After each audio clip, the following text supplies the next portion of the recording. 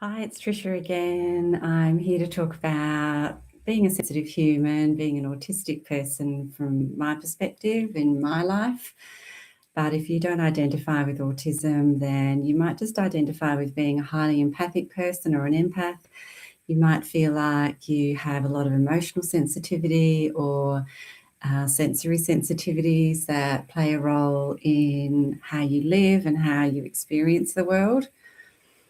This Empath-Life series of videos are really just me exploring through my own experiences, my own stories, and my experience as a psychologist and a spiritual counsellor, what it's like to be in close relationships when you're a highly sensitive person.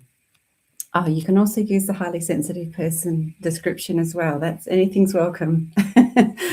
We don't need to have the labels, but the labels can bring the sense of identity and belonging, and they can give us really helpful explanations. That's why I use a lot of different words, and whatever feels like a good fit for you, then that's great. If you don't feel like anything fits, but you feel like you find relationships hard, then you might still want to watch.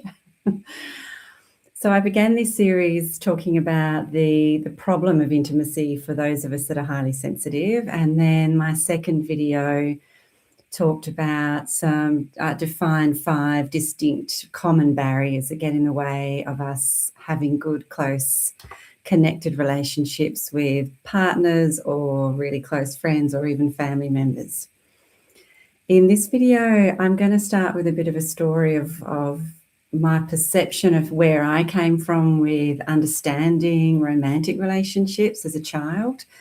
And then I'm going to talk about some of what I believe we need as highly sensitive humans to make relationships work and to allow us to feel safe and stable in close, connected, intimate relationships. The links to the first 2 clips are below this video, so feel free to go and watch one or both before you watch this one, but you don't really need to do that. You can just start right here. So I'm going to start with a story about a little girl who lived next to a national park in the hills of Perth in Western Australia, growing up in the 1970s. And she had a really vivid imagination. She spent a lot of time outdoors. She talked to her stuffed toys. When she began reading, she was a really avid reader and read a lot of Enid Blyton stories and loved the idea of there being fairies and elves and princesses and kings and queens out in the world. She developed quite a idealistic and probably unrealistic concept of what romantic love would be for her in the future, and engaged in quite a bit of fantasy as she reached puberty as to this feeling of being unconditionally loved, this feeling of having the romantic story where you're always happy, you're always getting along, and there's only positivity in the relationship. And who knows where this all came from, because I did grow up in a pretty ordinary, regular family. There were the regular challenges, there were arguments, there were discussions that were heated. There wasn't always love, romance, and joy and pleasure. There was daily life to contend with, and there was the stresses of managing finances and all that sort of stuff. I grew up in a very, privileged nonetheless, but basically a middle class upbringing in the 70s and 80s in Australia. So we didn't actually have a lot of money, but I had things provided for me like clothes and activities that I wanted to do, and we went on holidays. So we were well off by many standards around the world. So what happened was I was so idealistic. I ended up having a lot of focus on boys as a girl from the age of 11 or 12, very keen to receive attention and to be chosen and to have that, I guess, that romantic love story. I was very immature in lots of ways, and even in high school wanted those boyfriend relationships to be pretty platonic, no touching. And the idea of the physical part of adult relationships, kissing and touching and sex and stuff like that was pretty foreign, scary and distant for me, even into being a 16 and 17-year-old. I did end up having a high school boyfriend who met a lot of my needs. So the needs that I had in those teenage years were very much about feeling safe, being with somebody who was in their nervous system fairly calm, not a risk taker, not a joker, not overly sarcastic, not someone who would tease me, and not someone who would confuse me by sending me mixed messages. I take everything very literally, and a lot of us do. A lot of us highly empathic people have very literal minds, and so it can make us vulnerable because we can be quite gullible to stories. So thankfully I had enough goodness implanted in there in my childhood for me to have this connection to my heart awareness and my safety, knowing what felt safe, knowing what didn't feel safe, and keeping away from those boys. I did have a little dalliance in year 10, but then, yeah, I was quickly worked it out. I was like, no. And thankfully, Mum and Dad stopped me from going to the drive-in cinema with his older brother in their car. So that all just came to an end. So the boyfriend that I had from as a coming into 16-year-old and onwards was very similar to me, actually, quite an introverted person, quite creative, quite quietly spoken, not especially expressive, not especially affectionate, but he felt really safe. And we were so similar. I later discovered we shared the same numerology. We were so similar that we were really good friends. Where that led me into my adult years was that there was some dissatisfaction that crept in, but I didn't know how to move away from that relationship because it felt so stable, safe and reliable for me.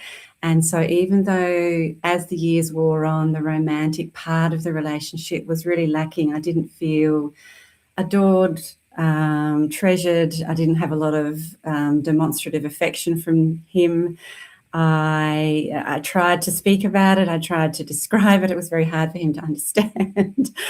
And I basically felt like these needs just weren't being met in the relationship. And so there were some breakups. There was some sadness, some stress, some distress around needing to make a change and not be in that relationship. And I didn't really succeed too well at that because at the age of 22, while we weren't together, he proposed to me and I accepted. So at 23 years of age, I got married for the first time and knew on the day, a big part of me was saying this is not the right thing to do. And I feel a great sense of compassion for that 23-year-old me who thought she was somehow doing the right thing or that she could make it work. And ultimately, as time would tell, it wasn't to be. So around 1 year later, I made the big decision to leave that relationship.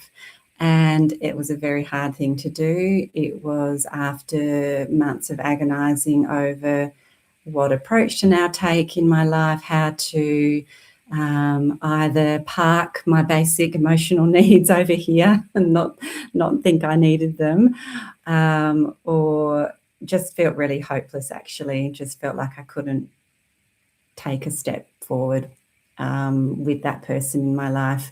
And he was still a great guy. We were still good friends, but we were kind of living like brother and sister, to be honest. It wasn't, as a 23-year-old, I thought, is this the next 50 years of my life?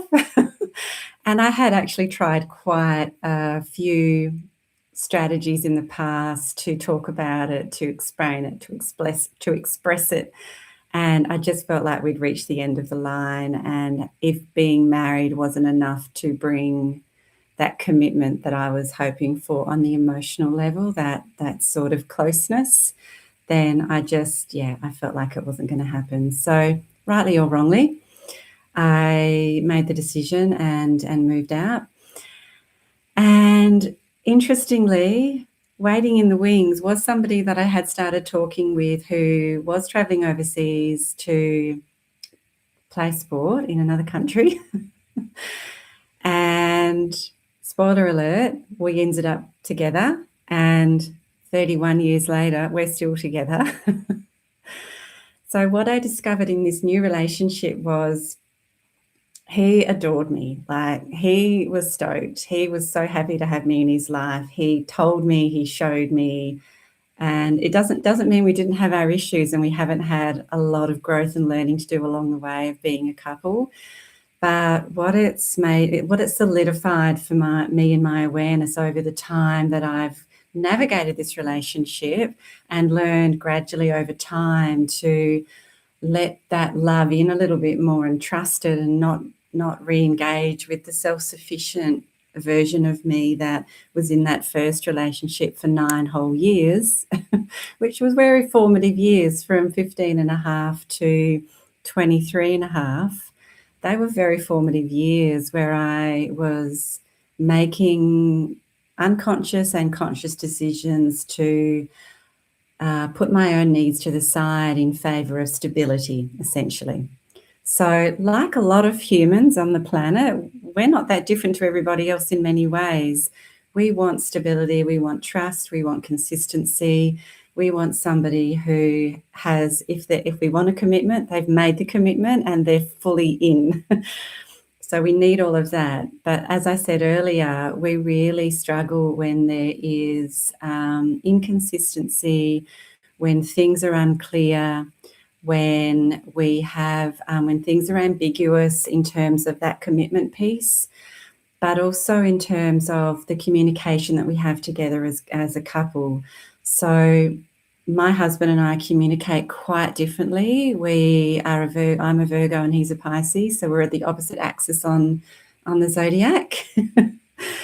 He is as probably quite sensitive like I am, and he's actually a good talker. He's good at communicating and sharing and expressing things. Where we miss one another is that my perception of information is different. So I'll take things, as I said, literally. I will take information and words and language very literally, and I still have to catch myself doing that and check in with my own perception and say, hang on a minute. Should I be taking this so literally? Or is there something else? Like, for example, when somebody says always, in my brain, and I can't help it, it's not a personality trait, it's the way my brain processes information and perceives reality. Somebody says always, my brain hears every single moment, every single time, always. So I always go for a jog in the morning. Somebody says that. I believe that they go 7 days a week. They might not mean that. They might mean I go 3 or 4 times a week, not I always. People use language with a lot more flexibility and variation in the wider world than what people like me understand. When somebody says never, I think they mean never. So, oh, she's never happy, something like that. I'll pipe up and go, oh, no, she was happy the other day because this. I'll try and create the evidence for the exception to that big global statement. So we can get to know ourselves and how we perceive the world so that we get better at checking our reality, questioning what we're hearing, and introducing we have to do it quite consciously, a lens that is a little bit more flexible and malleable, and maybe just asking a question. Oh, did you mean absolutely all the time when you said always? If we need to. Sometimes we just have to say, they might not absolutely mean 100% always. They might mean most of the time. So we might need to clarify things a little bit more than the average person. We might need to have conversations with partners to say, sometimes I'm going to need to ask clarifying questions. And sometimes I'm going to over-explain myself because I'm really nervous about being misunderstood. So that's another big one for us. We can get really anxious about being misunderstood. It can be a really big trigger for us. We might have had a long history of feeling misunderstood or genuinely being misunderstood in our life because we perceive things differently, we communicate differently, and we don't always find ourselves in front of people who are also neurodivergent, also highly sensitive. And so others can end up being confused by how much detail we're giving about something and not understanding why. But for us, the detail is really vital because it calms our nervous system and it lets us understand that we've covered all bases, we've given the full context for what we're talking about, and for us, it gives us the reassurance that it's eliminating the chance of misunderstanding. So, as I said earlier, my husband and I are both reasonably emotionally sensitive humans, so we don't do pranks. We can have a laugh at things and laugh at ourselves, but we don't do a lot of endless teasing. We don't play jokes on one another. We don't tell each other really long, involved stories, and then I'm saying the same thing over and over again. I'm doing that over-explaining thing. We don't say, it's only joking. We don't do any of that. Some neurodivergent people love that. So this is not an across-the-board issue. But for me, as someone with the highly emotional sensitivity and detail focus, I'm just taking everything in as truth, as literal, and it's very destabilizing for my sense of safety in my emotions and my nervous system if I suddenly sense that I can't trust somebody with what they're saying. So it doesn't mean I'm super serious all the time and I can't take a joke and I can't laugh. I love comedy. I love laughing. I love funny films. It just has to be a certain type of humor for me to be able to appreciate it. And things like slapstick humor don't work for me because my high empathy is concerned about people being physically or emotionally hurt. I get a visceral response to seeing people hurt themselves out in the world. It's a big gasp and a racing heartbeat, and I get hot. My nervous system gets triggered, and I'm almost in that experience with them. So just to round this out, I hope it's been helpful. I feel like it's been a bit vague, but I'll let you be the judge of that. I just want to zero in on the empathy piece because one of the barriers to connection that I spoke about in the first video, I just want to highlight that part, is because we are paying super vigilant attention to other people's feelings, body language, responses, language, spoken language, we can misunderstand somebody's triggers. So we can impose or project. It could be a projection because it's something that we're nervous about or we don't like. We can be projecting or imposing what we are worried about onto our partner without realizing it. So we might exaggerate what they don't like and make that really important, that we know what they don't like and that we guard against them having that thing that they don't like. So it might be a food, an experience, a person they don't like, a way that we are not meant to behave around them. We can become too highly vigilant with that concept of being highly empathic. And what it can do is it can make us feel controlled, but we're not being controlled necessarily. We might be, because we are more prone to end up in controlling relationships, sadly. But we may not be being controlled. We might be imposing our own version of control on ourselves in the belief that we're smoothing the path for our partner because we don't want to see them upset. Because it's like they become an extension of us. And this is where we need to have healthy boundaries because they shouldn't be. They can have their experiences. We can have our experiences. And we sometimes need to do a lot of personal growth to be able to hold that safe, that healthy boundary to say, they're in pain, they're sick, they're unhappy, they're stressed. It's not actually my job to prevent that or fix that. And when I take on board the belief that I have to do that, I'm actually putting a lot of pressure and strain on myself that, now listen to this, they're not asking us to take on. I've had many, many years of secretly guarding against my partner being upset, angry, stressed, and not enjoying himself. And it mostly was completely needless. What I suggest we do in these situations where we are making assumptions about what they like or don't like or what we need to do is ask the direct question. And I love the Brené Brown phrase, the story I'm telling myself is that you really don't like that food. Would it be okay if we had it occasionally? That's an example. The story I'm telling myself is you don't want to go to that party because you don't really love these friends of mine.